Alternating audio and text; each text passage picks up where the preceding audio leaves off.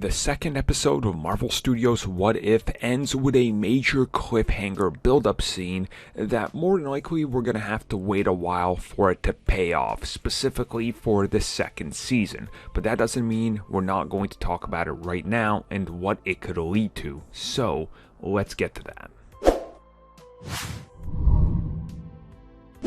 So the second episode of Marvel Studios' What If takes us to a Dairy Queen where we see that Ego has showed up and he's recruiting someone. And it just so happens that he's after his son after all of these years. Yes, that's right, Peter Quill is working at a Dairy Queen and his father has come to probably try to lead him in a wrong direction because, as we just saw in this episode, T'Challa becoming Star-Lord has put a big ripple on time and space that changes many of the familiar Guardians of the Galaxy elements, such as the Ravagers being heroes in the galaxy that are always doing good. They are the Robin Hood of the galaxy. And one thing we see in there is the fact that T'Challa has even made Star-Lord a hero that the galaxy knows, along with his team, which has Thanos on it.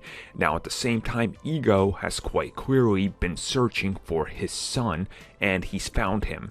His son happens to be working in a dead-end job, and this to me more than likely means that this last scene of this episode is going to be something that's a lot bigger and more prevalent and more important to the future of What If, because they say this is a story for another time.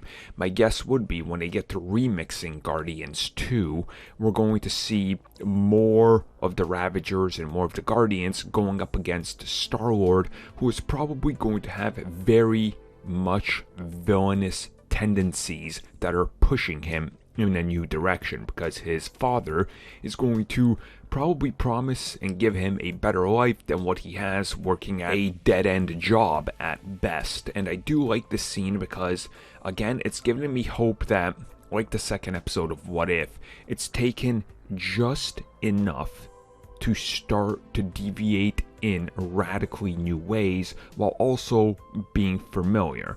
Hopefully by the second and third season they can go really insane and just start adding in elements we haven't seen and not feel like a remix. But overall, that final scene really gets me hyped because my hopes are that Ego truly becomes something that's more villainous and bigger of a threat to the MCU and the multiverse than he was in the second film. But if you guys would like our thoughts on that and this entire episode, it is available now to community members of the audio commentary tier. Hopefully we see you guys there. We see a few people join us every week, so make sure you guys check that out, including the entire backlog of all of our audio commentaries that are available.